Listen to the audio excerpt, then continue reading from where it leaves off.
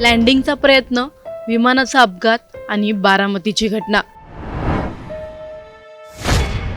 दादांसह दोन्ही पायलटचा देखील दुर्दैवी मृत्यू. वयाच्या अवघ्या 25व्या वर्षी आयुष्याचा निरोप. कोण होत्या शांभवी पाठक? महाराष्ट्राच्या राजकारणाला धक्का देणारी घटना बुधवारी सकाळी बारामती येथे घडली. उपमुख्यमंत्री अजित पवार यांना घेऊन जाणाऱ्या लेअरजेट 45 विमानाला बारामती विमानतळावर दुसऱ्यांदा लँडिंगचा प्रयत्न करत असताना भीषण अपघात झाला. रनवेच्या जवळ विमान कोसळून त्याला आग लागली आणि काही क्षणातच स्फोट झाला.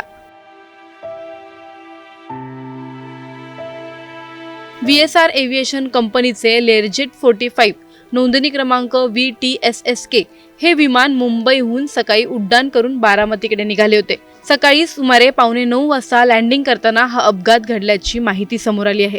विमानात अजित पवार यांच्यासह त्यांचा वैयक्तिक सुरक्षा अधिकारी, एक सहाय्यक कर्मचारी आणि 2 वैमानिक होते.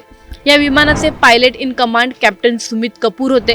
त्यांना तब्बल 16,500 तासांहून अधिक उड्डाणाचा अनुभव होता. तर फर्स्ट ऑफिसर को पायलट म्हणून शांभवी पाठक कार्यरत होत्या. या अपघातात त्यांचाही जागीच मृत्यू झाला आहे. शांभवी पाठक नेमक्या कोण होत्या हेच या व्हिडिओमधून जाणून घेणार आहोत.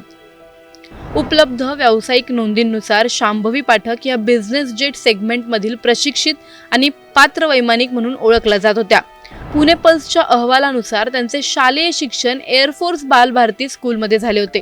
त्यानंतर त्यांनी मुंबई विद्यापीठातून एरोनॉटिक्स, एव्हिएशन आणि एरोस्पेस सायन्स अँड टेक्नॉलॉजी विषयात विज्ञान शाखेची पदवी मिळवली होती.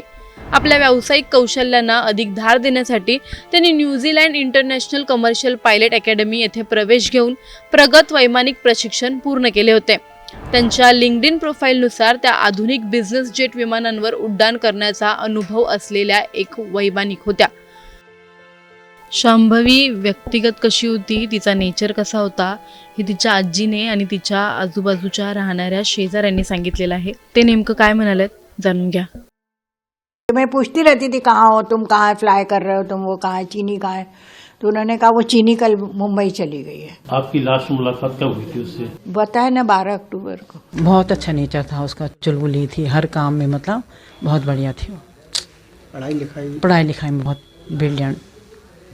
तो ऐसा कुछ लगा कि मतलब एकदम से वो चली जाएगी? ऐसा कुछ नहीं लगा. वो तो बहुत कुछ नहीं. वगैरह कहाँ रहते? दिल्ली में रहते हैं.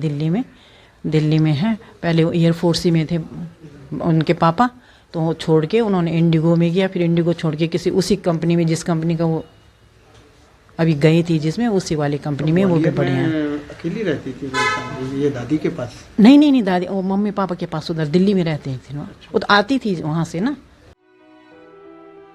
वयाच्या अवघ्या 25व्या वर्षी शांभवी आज आपल्यात नाहीये. एकूणच बारामतीतील हा अपघात केवळ विमान दुर्घटना नसून महाराष्ट्राच्या राजकारणावर आणि विमान वाहतूक क्षेत्रावर खोल परिणाम करणारी घटना ठरली आहे. अनुभवी वैमानिक, सार्वजनिक जीवनातील वरिष्ठ नेते आणि सहकारी कर्मचाऱ्यांचा बळी गेलेल्या या दुर्घटनेमागील नेमकी कारणे काय हे आता सखोल तपासानंतरच स्पष्ट होणार आहे. तोपर्यंत संपूर्ण राज्य शोकसागरात बुडालं असून या दुर्दैवी घटनेने अनेक प्रश्न आता अनुत्तरितच ठेवले आहेत. दुसऱ्या लँडिंगच्या प्रयत्नात नेमकं चुकलं काय? हवामान कारणीभूत ठरलं की तांत्रिक बिघाड? इतक्या अनुभवी वैमानिकांच्या हातात असलेलं विमान नियंत्रणाबाहेर कसं गेलं? आणि अवघ्या 25व्या वर्षी आयुष्य संपलेल्या शांभवी पाठक यांचं स्वप्न असं अचानक कसं विरून गेलं? या सगळ्या प्रश्नांची उत्तरं आता तपासानंतरच समोर येतील.